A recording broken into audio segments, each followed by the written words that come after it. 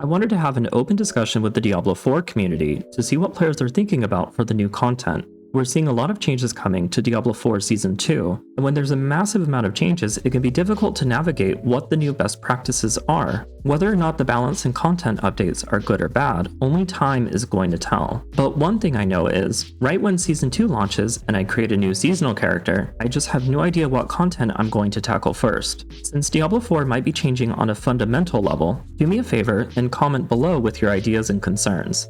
The first topic I want to talk about is how exactly are we going to farm gold in Season 2. We know from the livestream that Whispers are going to have a substantially increased amount of gold, but beyond this, I mean, Greed Shines are probably still going to be a meme, but this still leaves me thinking, did they nerf gold farming? Other than picking up ambient gold dropped from enemies, normally we would just farm gold from picking up trash rare items and selling them at the vendor, hence the saying salvage oranges and sell yellows. But with the new update, these junk yellows are now just going to drop as crafting materials instead, so not really sure what the new best method is going to be. The best ways to farm gold might just be climbing high tier nightmare dungeons. Hopefully from the update, Whispers are in a much more competitive position in endgame that people actually have a reason to do them besides just leveling 1 to 50. And it's also important to mention, it was revealed in the livestream that we have a new content type downstream from Whispers, in the form of an endgame boss. But the relevance of this content will largely depend on its loot table for unique items. I think that nightmare dungeons still have a competitive advantage considering they're still the only way to level glyphs for the Paragon board. It was also mentioned during the livestream that glyph leveling got buffed, meaning they'll give more glyph experience, so maybe this will give us more time away from nightmare dungeons to pursue new content without worrying about glyph leveling as much. It'll be interesting to see what we come up with as a community moving forward for the best practices in farming gold in endgame. So let's talk about vampiric powers. We're looking at a total of 21 new vampiric powers, 14 of which require 1 to 3 pacts, and the remainder requiring 6 pacts. We know the Sanguine Circle has 5 total slots, and armor I believe can have a total of 5 packs at once, so technically we should be able to equip 5 of the strongest vampiric abilities, right? The question I think is how hard are packs going to be to line up properly? It would be miserable if you got a god roll armor drop in terms of affixes, just to realize you're missing all the packs you need to finish your build. They said in the livestream there will be a way to inject or remove packs from armor. I just hope there's not restrictions that only allow us to do this a limited number of times. Don't get me wrong, I don't want the system to be easy, but I also don't want it to be impossible. It's going to be interesting to see how these affect our build options, and also to see if there's any vampiric powers that are basically going to be so overpowered that it'd be dumb not to pick it. Here's a full list of the vampiric powers coming to Diablo 4 in Season 2. From a quick observation, it's obvious that some of the lower pact requirement ones are going to be weaker and probably switched out later. Accursed Touch kind of reminds me of a marked for death type ability that spreads out like rabies on Druid. Bathe in Blood is the channeling vampiric power that we saw in the developer livestream. Personally, I don't see this being used much. I mean, Incinerate Sorcerer isn't in a really good spot, and I can't think of many channeled abilities off the top of my head. Call Familiar, the vampiric power that spawns the bat, seems like it's going to be like a meme ability, but I mean, this could potentially be great on a Deathblow Barbarian or on a Firewall Sorcerer.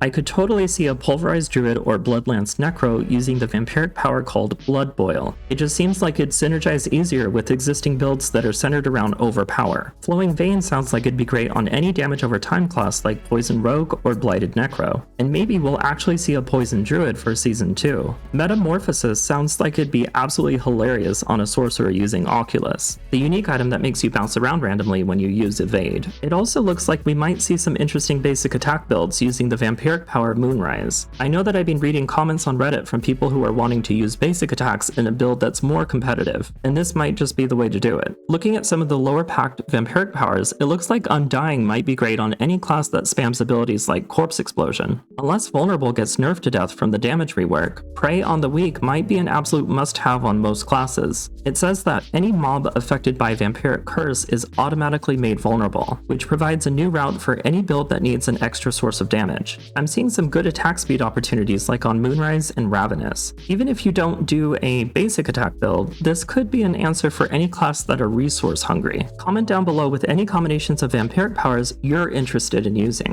The other thing I want to talk about is how do you guys plan on spending your time in endgame? Personally, for me, I'm definitely going to rush to endgame to check out the new bosses. I'm actually curious to see how difficult these new bosses are going to be. Are they more like dungeon bosses, or are they challenging to fight and it's going to take time to learn how to do the fight, because right now dungeon bosses, even with the added health, are just really meant for casual players. I think Duriel, King of Maggots, is most likely going to be like the Uber Lilith fight, which I'm kinda crossing my fingers they have news on an Uber Lilith rework in the campfire chat on October 10th. I'm hoping with the new endgame flow that I'll find it worth it to switch between running Hell Tides, doing some whispers, grinding some high tier nightmare dungeons, and after all of that, actually getting some decent loot from the Ice Beast, the Galvanic Saint, Lord Zir, and Varshan. So item power is going to more closely follow enemy level in Season 2. I've been thinking, do I prioritize gear or prioritize experience points? The way I'll first tackle it is I'll see how fast the new leveling experience is in Diablo 4, and if it's fast enough, I might actually just continuously raise the tiers of the nightmare dungeons I'm doing, at least until I find some really good affixes on gloves, weapons, boots, and amulets. After that, I'll probably consider finding the odds of finding anything better will be so slim that I might as well just level more efficiently instead. By the way, if you didn't catch it in the livestream, experience points bonuses in Diablo 4 are now going to be multiplicative, not additive, which is huge considering once you're in World Tier 4, you're getting 400% more experience points, meaning your 15% bonus on top of the 400% bonus isn't like a 0.6% increase anymore. You'll get the full 15% of whatever the 400% value is after it's calculated. Overall, I'm really pleased with how all of these changes sound. I'm excited to see the livestream on October 10th with the information on the balance changes to damage, gear, and classes. We'll ultimately have to be the judge on whether or not it's executed properly on October 17th. If you liked this video, like and subscribe. Thanks for watching, good luck and have fun.